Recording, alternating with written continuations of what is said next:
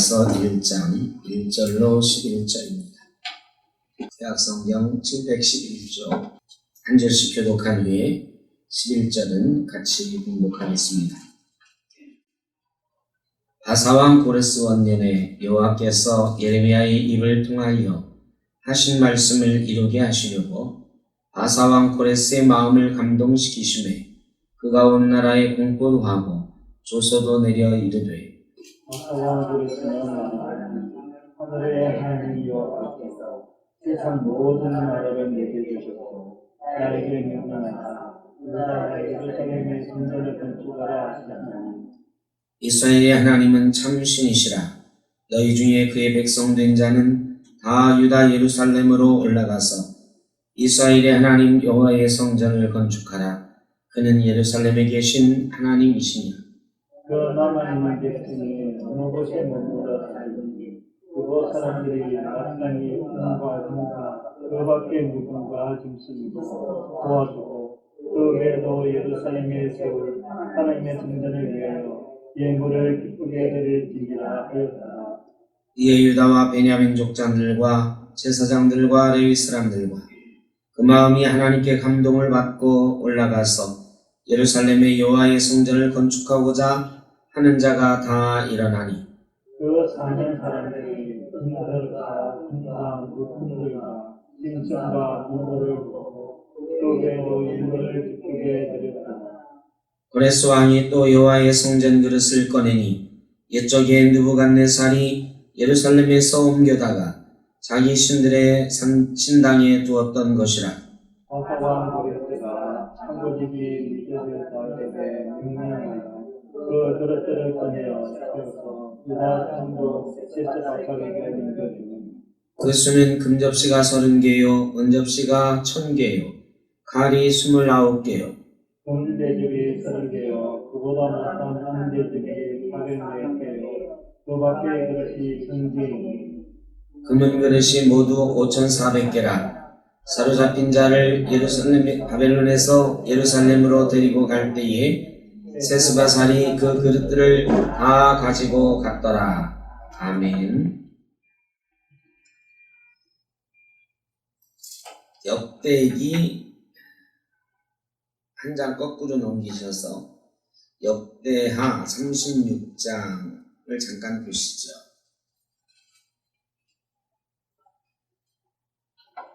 역대하 36장 22절 23절 저희가 다 함께 보도록 하겠습니다. 에스라 바로 앞장입니다. 역대하 36장 22절로 23절 다같이 시작. 바사의 고레스 왕 원년에 여호와께서 예레미야 입으로 하신 말씀을 이루시려고 여호와께서 바사의 고레스 왕의 마음을 감동시키시매 그가 온 나라에 공포도 하고 조소도 내려 이르되 바사왕 고레스가 이같이 말하노니 하늘의 신 여호와께서 세상 만국을 내게 주셨고 나에게 명령하여 유다 예루살렘의 성전을 건축하라 하셨나니 너희 중에 그의 백성 된 자는 다 올라갈지어다. 너희 하나님 여호와께서 함께 하시기를 원하노라 하였더라. 아멘. 저희가 역대기 역사에 대해서는 여러 번 말씀을 드렸지만 다 살펴보지는 않았습니다. 네, 열왕기 상하와 내용적으로는 비슷하고 그 방향성에 있어서는 조금 다르다는 말씀을 드렸고요. 포로 되었을 때에 바벨론에 포로된 사람들에게 희망을 주기 위해서 쓴 책이 역대기 상하다. 이렇게 말씀드렸습니다. 이 역대기 상하를 쓴 사람이 누구냐? 바벨론에 있던 이스라엘의 학자다. 이스라엘의 하나님 말씀을 잘 알고 이스라엘의 역사도 잘 아는 학자다. 그럼 그 학자가 누구일 것이냐? 이 역대기의 마지막은 역대하 36장 22절 23절인데 이 말씀이 우리가 읽은 에스라 1장의 앞에 부분과 거의 똑같습니다. 이 말은 역대 상하를 쓴 때가 포로 시대인데 에스라서를 쓴 때도 이 포로에 귀환할 당시에 쓴 책이에요. 이 에스라서를 쓴 사람이 역대 상하를 잘 알고 있었다. 더군다나 거의 똑같이 쓴 것을 보면 역대기 역사를 쓴 사람이 아마 에스라서도 썼을 것이다. 이렇게 학자들은 추정을 합니다.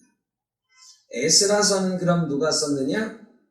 에스라서는 에스라가 썼습니다. 학사 에스라.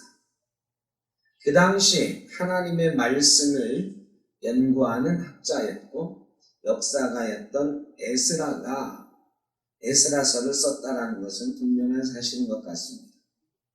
그러므로 역대기 역사를 쓴 사람도 아마 에스라였을 것이다 라고 추정을 해보는 것입니다. 정확하게 밝혀진 것은 3000년 전에 2500년 전 역사니까 정확하지가 않습니다만 학자들이 그렇게 추정을 하고 있습니다. 역대기의 마지막에 역대기는 이스라엘의 역사를 다룬 책인데 이스라엘의 멸망만 다루지 않고 마지막에 바벨론 포로 되었을 때의 고레스 왕의 칙령, 이스라엘을 해방하라고 하는 칙령에 대해서 기록하는 것으로 역대기를 마무리하고 있습니다. 이스라엘 사람들에게 희망을 주기 위해서 역대기 역사를 썼고 자존심을 세워주기 위해서 포로 귀환하는 사람들에게 너희가 가서 세울 나라는 이런 나라야 라고 아마 말하고 싶었을 것입니다. 그리고 그 새로 세워지는 나라, 회복될 나라의 시작을 역대기의 마지막에 기록을 해놓았고 이 새롭게 되어진 역사의 시작인 에스라서의 첫 번째에 기록을 해놓은 것 같습니다. 오늘 말씀은 고레스 왕을 하나님께서 감동시키셨다 하는 사건으로 시작을 하고 있습니다. 이 고레스 왕은 지금의 이란 지방이죠. 그 이란 지방에 바사라고 하는 나라가 있었어요. 지금의 페르시아, 그 다음에 페르시아죠.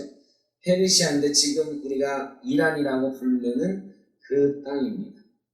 그 땅에는 엘람족이라고 하는 부족이 살고 있었는데 이 부족이 그 땅에 한 나라를 이루어서 살고 있었어요. 그런데 인도의 아리안족, 이 붙어 있잖아요. 인도하고 파키스탄, 이란 이렇게 붙어 있는데 인도의 아리안족이 세력을 확장해 가면서 이 페르시아 지방에 살고 있던 엘람 족속이 거의 멸망하다시피 했어요. 뿔뿔이 흩어져 있었어요.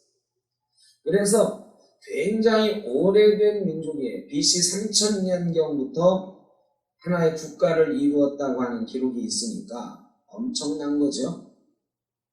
그러니까 이스라엘보다도 훨씬 더 먼저 나라를 이루었던 족속인데 인도의 아리안족에 의해서 멸망당하고 뿔뿔이 흩어져 있었어요. 그 사이에 바벨론이라고 하는 나라, 아수르가 커졌었고 그 다음에 바벨론이라고 하는 나라가 그 땅을 지배하고 있을 때 이 고레스라고 하는 사람이 엘람 부족의 한 작은 부족의 왕의 아들로 태어났습니다. 그 고레스라고 하는 사람은 원래 큰 제국을 물려받은 사람이 아니고 작은 나라를 물려받은 사람.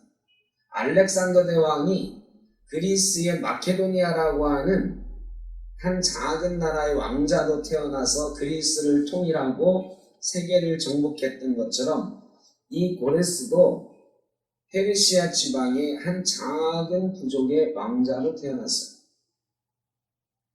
그리고 그가 539년, BC 539년에 바벨론을 무너뜨립니다.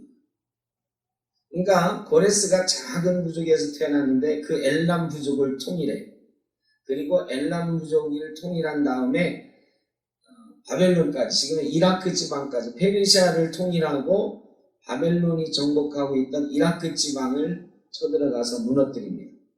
근데 바벨론을 정복하고 나서 그 고대 근동 지방, 페르시아, 이라크, 시리아, 팔레스틴 이 전체 지방의 지배자가 되었죠. 이게 BC 539년입니다. 고레스 원년에라고 성경은 기록하고 있는데 고레스 왕 원년은 사실은 그거보다 훨씬 이전이에요. 고레스가 왕이 된 거는 539년보다 훨씬 이전인 559년에 왕이 됩니다. 근데 20년 동안 정복전쟁을 해요. 페르시아를 통일하는 전쟁, 바벨론 무너뜨리는 전쟁. 그리고 539년에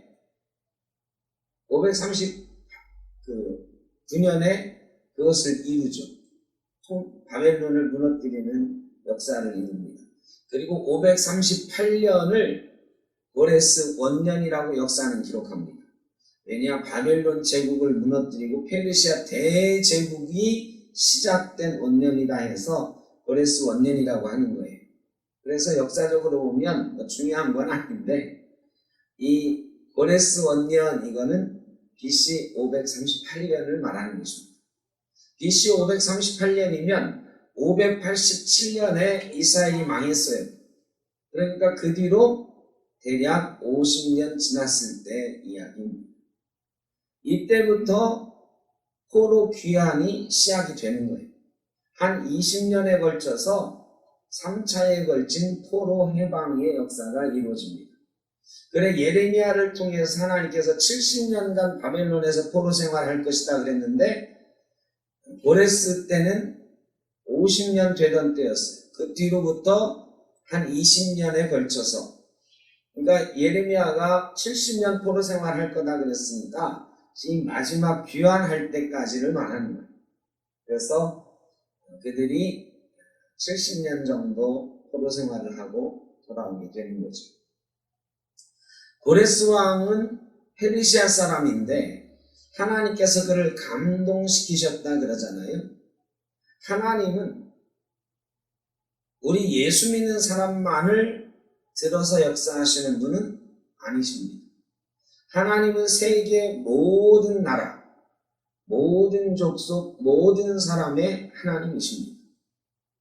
그래서 하나님이 쓰실 만한 사람을 훈련시키시고 때가 되면 그에게 큰 감동을 주셔서 역사를 이루어가게, 하나님의 역사를 이루어가게 하시는 거예요.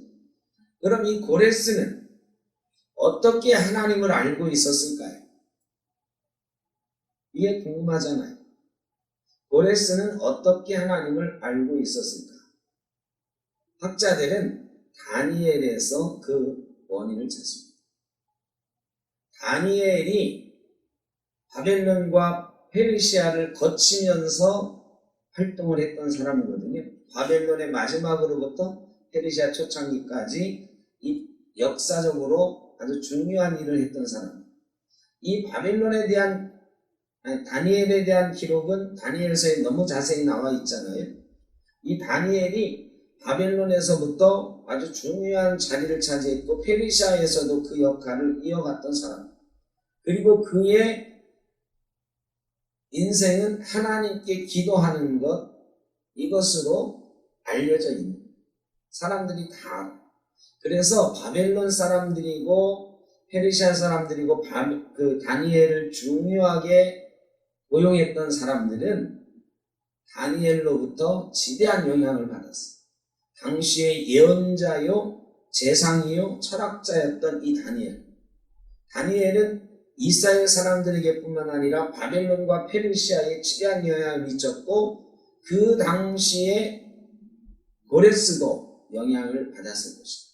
고레스가 말하는 이 하나님에 대한 표현들은 신앙 없는 사람이 이야기하기에는 너무 하나님에 대해서 잘 알고 하나님을 높이는 그런 단어들을 쓰고 있습니다. 물론 고레스는 다신주의자입니다. 여러 신들을 다 믿는 사람들이에요. 그리고 고레스는 원래 자기가 정복한 나라의 신들에 대해서 굉장히 존중하는 정책을 썼어요. 그리고 모든 신들의 신당을 그대로 두도록 했어요. 그리고 거기서 기도하라고 그랬어요. 누구를 위해서 기도하라? 나를 위해서 기도하라 그랬어요.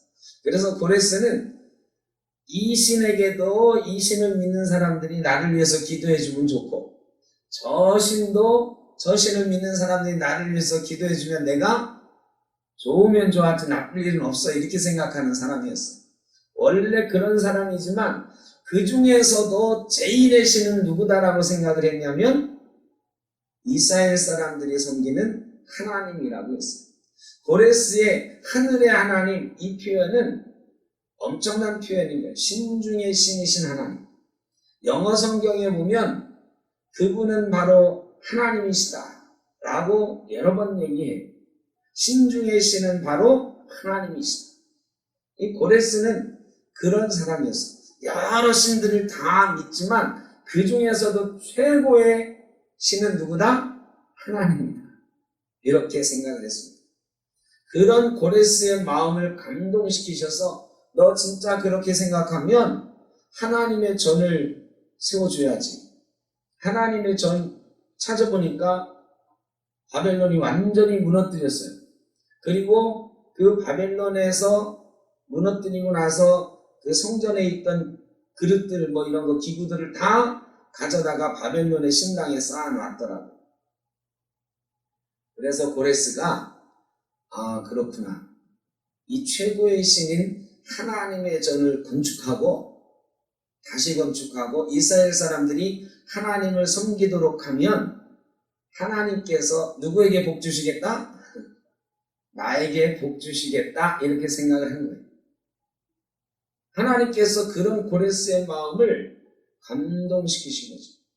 그래서 조서도 내리고 친히 명령도 해서 이스라엘 사람들을 돌아가라고 명령했어요. 그리고 구체적으로 하나님의 성전을 건축하라고 명령해요. 그냥 돌아가라고 하는 게 아니라 하나님의 전을 건축하라. 거기서 하나님을 섬겨라. 하나님이 좋아하시면 나에게도 하나님이 복 주실 줄로 믿는다. 이스라엘 백성들만을 위해서 그런 게 아니라 고레스가 가진 사상이 그랬어요. 친히 그런 정책을 폈다라는 게 지금 고고학적인 발굴을 통해서 이 고레스의 비문 이런 게 나오거든요. 거기에 보면 고레스가 그런 생각을 가졌다는 것이 나옵니다. 그러나 어쨌든 대단한 사건입니다. 바벨론에서 이스라엘이 멀리 떨어져 있는 나라, 그 나라로 돌아가서 그 나라 사람들이 섬기던 신을 다시 섬겨라. 그 신의 전을 건축하라. 그러면서 반포하는데 이분이 신 중의 신이시다. 하늘의 하나님이 나에게 명령하십니다. 하늘의 하나님이라는 표현은 대단한 표현입니다. 그래서 이스라엘의 포로 귀환이 시작이 되었습니다. 그랬더니요, 이 고레스가 하나 명령을 추가하죠. 이스라엘 사람들이 떠날 때 빈손 들고 보내지 말고 그 지역에 살고 있는 사람들은 그 지역의 이스라엘 사람들이 떠날 때 어떻게 하라고요? 마땅히 은과 금과 그 밖의 물건과 짐승으로 도와주고 그 외에도 예루살렘에 세울 하나님의 성전을 위하여 예물을 기쁘게 드릴지니라. 이스라엘 사람들이 얼마나 돈이 있겠어요? 포로 생활하던 사람들. 근데 얘들이 갈 때 그냥 보내지 말고 은과 금과 그 밖의 물건과 짐승으로 도와줘라. 줄 수 있는 거 다 주고 너희도 어떻게 하라? 하나님의 전을 위하여 예물을 기쁘게 드리라. 대단한 거죠. 이게 언제가 생각이 나냐면 출애굽할 때 이스라엘 사람들 빨리 나가라고 애굽 사람들이 막 줘가지고 내보내던 이 장면이 생각납니다. 이스라엘이 출애굽할 때는 하나님이 애굽에 벌 주셔서 그게 무서워가지고 막 그렇게 내보냈지만 지금은 고레스를 감동시키심으로 자원하여 기쁨으로 그 일을 하도록 하나님께서 역사하고 계시는 것입니다. 출애굽할 때처럼 사실은 대단한 역사들이나 이런 것들이 필요했을지도 몰라요.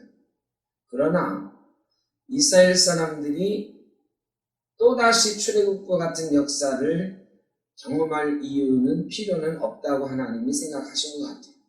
출애굽의 역사는 한 번으로 족하나 다시 돌아가는 그들에게 필요한 것들을 고레스를 감동시키심으로 다시 똑같이 준비해 주신 하나님의 역사를 봅니다. 하나님께서는 이렇게 예수 믿는 사람 말고 신앙인이 아닌 사람을 통해서도 위대하게 역사를 하십니다. 5절에 보니까 이에 유다와 베냐민 족장들과 제사장들과 레위 사람들과 그 마음이 하나님께 감동을 받고 올라가서 예루살렘의 여호와의 성전을 건축하고자 하는 자가 다 일어나니, 이거 쉽게 그냥 이스라엘 백성들이 다 일어나니 이렇게 기록하지 않았죠. 하나님의 전을 건축하고자 하는 자가 일어났다. 하나님께 감동을 받고 성전을 건축하는 일에 동참하기를 원하는 사람들이 일어났다 이거죠. 다 간 게 아니에요. 포로는 그 뒤에도 여러 번 더 귀환하는 일이 일어납니다. 이때는 성전 건축에 열망을 가진 사람들이 먼저 일어나서 귀환하게 되는 거예요. 첫 번째 포로 귀환은 목적이 분명합니다. 뭐를 위해서? 하나님의 전을 건축하기 위해서. 첫 번째 귀환하는 목표는 하나님의 성전을 건축하기 위해서 귀환하는 거예요. 그래서 이것을 염두에 둬야 됩니다. 이스라엘 백성들이 왜 그 다음에 돌아가서 성전 건축하는 일에 그렇게 목을 메었는가? 아유, 그 포로에서 돌아와서 살기도 바쁜데 왜 성전 짓는 일 때문에 갈등하기도 하고 여러 가지 어려움도 겪거든요. 그렇게 했을까? 이 사람들이 포로에서 돌아온 목적이 1차 귀환한 사람들의 목적은 뭐다? 성전을 건축하는 목적을 가지고 귀환한 거예요. 포로에서 고향으로 돌아가자가 아니야. 이 사람들은 선발대로 돌아간 거예요. 미국에 청교도들이 가가지고 제일 먼저 한 일이 뭐냐면 예배당을 건축하는 거예요. 이게 사실은 새로운 곳으로 옮겨가는 사람들의 첫 번째 일들이었어요. 성경에서부터 또 기독교의 역사에서. 이스라엘 사람들이 포로에서 귀환할 때 첫 번째 하고자 했던 일은 하나님의 전을 건축하는 일. 그냥 다시 살려고 내 고향 땅에 돌아가서 살아야지 하고 온 게 아니에요. 하나님의 전을 건축하는 일이 회복의 시작입니다. 하나님의 전을 중심으로 이스라엘의 역사가 회복되기 시작하는 거다라는 분명한 역사인식을 가지고 온 거예요. 코로나로 인해서 우리도 황폐하게 됐습니다. 사실은 많이 무너졌습니다. 제가 성전을 건축하자는 얘기를 하는 게 아니고 성전 중심으로 회복되는 것, 이게 첫 번째 우리가 할 일입니다. 근데 다 그런 뜻을 가지고 모이진 않아요. 하나님께 감동된 사람들이 먼저 모이는 것입니다. 먼저 그 일에 나서는 것입니다. 그래서 우리는 하나님께 감동돼서 이 자리에 먼저 나온 거죠. 이게 얼마나 힘들고 어려운 일인지 우리가 에스라서를 통해서 보게 될 거예요. 이렇게 고레스 왕이 명령했죠. 필요한 것들 다 주었죠. 거기에 감동된 사명을 가진 사람들이 이스라엘 땅으로 돌아왔어요. 그러나 그들이 성전을 짓는 일이 결코 쉽지 않은 일이었다는 걸 이제 에스라서를 읽어가면서 저희가 보게 될 거예요. 우리가 먼저 코로나 끝나고 나서 감동된 사람들이 주님 전에 나왔어요. 이제 우리도 사실은 우리가 이렇게 모였으니 이제 예배도 회복되고 이제 식사도 하고 그러면 사람들이 다 돌아오겠지 이렇게 생각을 하지만 절대 그렇지 않을 것입니다. 지고 지난한 어려운 일이 될 것입니다.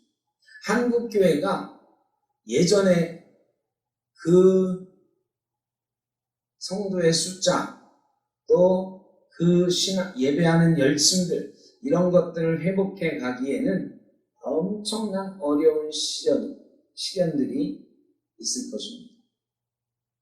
저도 우리 생적교회가 회복해 가는데 수많은 어려움이 있을 거다 생각을 하고 요새 정말 긴장되고 걱정이 많습니다. 그런데 이 사람들은 걱정이 없었겠습니까? 하나님께 감동받았으니 올라간 거예요. 하나님께서 우리를 감동시키심으로 먼저 이전으로 나오게 하신 줄로 믿습니다. 그리고 어렵고 힘들더라도 그들이 학계 스가랴 또 에스라의 말씀에 힘입어서 또 스룹바벨의 지도에 힘입어서 마음을 같이하여 성전을 건축해 나간 것처럼 저희도 함께 하나님의 전을 회복시켜 가게 될 줄로 믿습니다. 하나님께서 그렇게 역사해 가실 것입니다. 그러므로 우리는 하나님을 의지하고 내려놓고 기도하는 거예요. 그저 우리에게 맡기신 사명 감당해 가는 거죠. 성전을 건축하러 가는데 바벨론 페르시아 사람들이 준 재물들 말고도 바벨론 사람들이 성전에서 뺏어온 물건을 돌려줬다 그랬거든요. 바벨론의 느부갓네살이 뺏어다가 신당에다가 모셔뒀다고 그랬어요. 제가 지난주에도 잠깐 얘기했지만 그 성전 이 그릇 이런 것들을 가져다가 버리지 않고 자기들 신당에 쌓아놨거든요. 왜 그랬을까요? 그거 다 녹여가지고 금과 은과 놋을 녹여서 다른 것을 만들어서 쓰면 좋았을 텐데 왜 굳이 이스라엘 성전에 있던 걸 하나도 녹이지 않고 그대로 갖다 자기들의 신전에다 쌓아놨을까? 여기에는 중요한 의미가 있어요. 블레셋 사람들이 법궤를 뺏어가지고 어디다 갖다 놨죠? 맨 처음에 블레셋 사람들이 엘리 제사장 때 전쟁에서 이겨서 여호와의 법궤를 뺏었잖아요. 자기들 신전, 다곤 신전에 갖다 놨어. 그랬더니 그 다음날 다곤 신이 넘어져서 목도 부러지고 막 그랬다고 그랬잖아요. 상대방의 중요한 성물을 뺏으면 어디다 갖다 놨냐? 자기 신전에 갖다 놨어. 그 이유가 뭘까요? 우리 신이 이겼다. 우리 신이 이겼다. 법궤를 빼서 다곤 신전에 갖다 놓은 이유는 다곤 신이 하나님을 이겼다는 것을 여러 사람 앞에서 과시하고 자랑하고 싶었어요. 그래서 그런 바벨론 사람들도 이스라엘의 신전에 있던 것, 성전에 있던 것을 갖다 놓으면서 이스라엘 신의 물건들을 다 우리가 가져와서 우리 신전에 놨다. 우리 신이 최고다. 이거를 세계 만방에 과시하고 싶습니다. 그때 외국의 사절들이 올 때마다 아마 그랬을 거예요. 그 나라의 좋은 거 보여주잖아요. 보여주면 줄 때마다 뭘 보여줬느냐? 자기 신전에 데려가서 보십시오.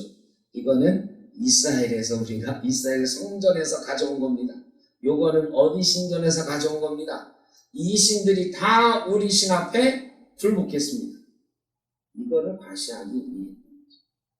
그런데 그들은 결국 망하는 민족이 되었습니다. 그리고 그 그릇들은 다 그대로 이스라엘 사람들 손에 들려서 다시 성전의 그릇들로 쓰이게 된 거죠. 하나님께 감동받은 유다 사람들이 이제 올라가기 시작하는데 유다 총독 세스바살이 지도자로 등장합니다. 이 세스바살은 스룹바벨이라고 보는 것이 타당할 것 같습니다. 이 세스바살은 페르시아 발음이거든요. 페르시아 발음으로 세스바살이라고 하는데 이 사람의 이름의 뜻과 뭐 여러 가지를 유추해보고 하는 것을 보면 유다의 당시에 총독으로 파견된 사람이 스룹바벨이거든요. 스룹바벨은 3장에 가서 등장합니다만 이 1장의 세스바살도 페르시아 당시에 불리던 이름이지만 이제 귀환하면서 등장할 때는 이스라엘의 이름으로 다시 불려서 스룹바벨이라고 한 것이 아닐까 그렇게 추정을 합니다. 그래서 우리가 알고 있기로는 1차 귀환의 지도자는 신앙적으로는 에스라요, 정치적으로는 스룹바벨. 그래서 그들이 돌아와서 지은 성전을 뭐라고 하냐면 스룹바벨 성전이다. 그렇게 말을 합니다. 요때 이 그릇이나 이런 것들을 다 받고 성전 건축을 위해서 이스라엘 사람들을 데리고 올라가는 책임을 맡은 사람이 세스바살이에요. 나중에 보면 그 사람이 스룹바벨인 것을 알 수가 있습니다. 스룹바벨이 이스라엘의 지도자로 세워지고 총독으로 세워지고 그와 더불어서 이스라엘 사람들이 올라가게 되는 거죠. 여기에 보면 11절에 금은 그릇이 모두 5,400개라 사로잡힌 자를 바벨론에서 예루살렘으로 데리고 갈 때에 그랬어요. 데리고 가는 사람이 있는 거죠. 누가 데리고 가는 거예요?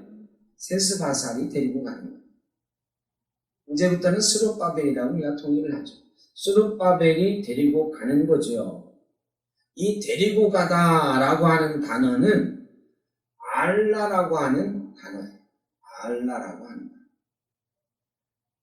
이게 원래 번역은 데리고 갈 때에 이게 아니라 그 사람들이 인도하여져서 뭐 이런 식으로 번역을 해야 돼요. 이게 수동태예요. 그러니까 알라라고 하는 단어의 수동태인데 이 알라라고 하는 단어는 인도하여 가다. 여기서 알라의 수동태니까 인도함을 받다. 이런 세스바살에게 인도함을 받아서 사람들이 올라갔다 이런 거거든요. 그런데 이 알라라고 하는 단어가 언제 쓰인 단어냐? 출애굽할 당시에 모세가 이스라엘 백성들을 인도하여 가다 할 때 쓰인 단어예요. 그래서 이 책을 쓴 에스라는 이 사건이 포로에서 귀환하는 그 사건이 제2의 출애굽과 같은 사건이라고 보고 있는 것입니다.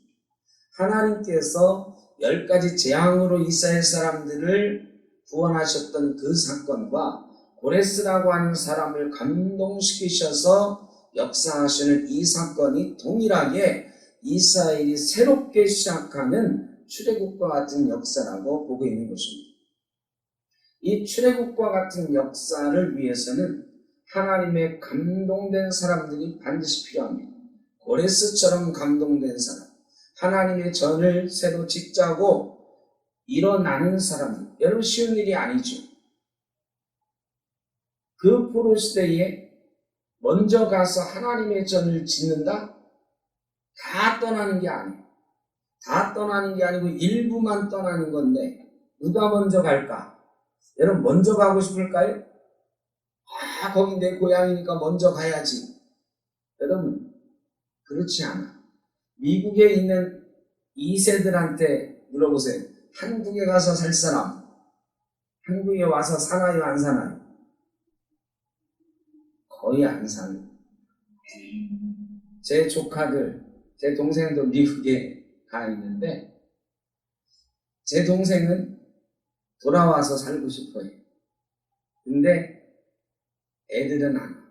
그래서 애들 결혼하고 미국에서 정착하면 걔들은 미국에서 살라고 하고 내 동생 부부는 돌아와서 살고 싶다 이런 얘기를 해요. 근데 뭐 자녀들이 거기 정착하면 또 돌아오게 되겠습니까? 만만치 않은 일일 것 같아요. 미국에서 태어난 아이들이나 어릴 때 미국에 간 애들은 잘 안 돌아와요. 이미 미국 사람이 됐고 미국 문화에 익숙해져서 한국에서 와서 사는 게 쉽지 않아요. 4살 때 간 제 사촌형 사촌형네 가족도 있는데 이 사촌형 아들이 한국에 자주 와서 제가 안내도 하고 그렇게 한 적이 있는데 너무 좋대. 한국이 너무너무 좋대. 그래서 제가 한번 물어봤어요. 야, 그럼 너 한국에 와서 살아? 그랬더니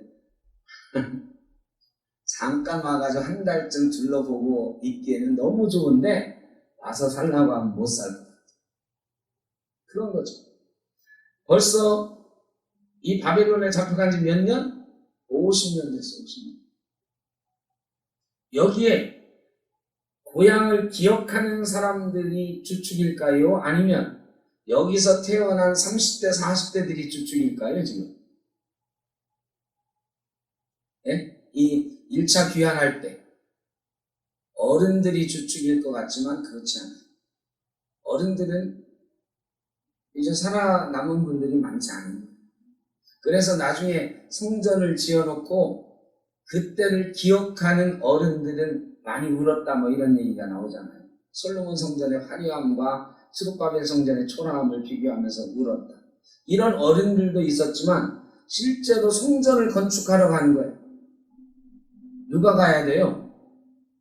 힘쓸 수 있는 사람들이 가야지. 젊은 사람, 일할 수 있는 사람들이 가는 거죠. 그런 사람들은 바벨론에서 태어난 사람들일 가능성이 많아요. 그 당시에 50살이면 이제는 많이 연세가 많은 편에 속해요. 예수님 당시에 이스라엘 평균 평균 수명이 40살도 안 돼요.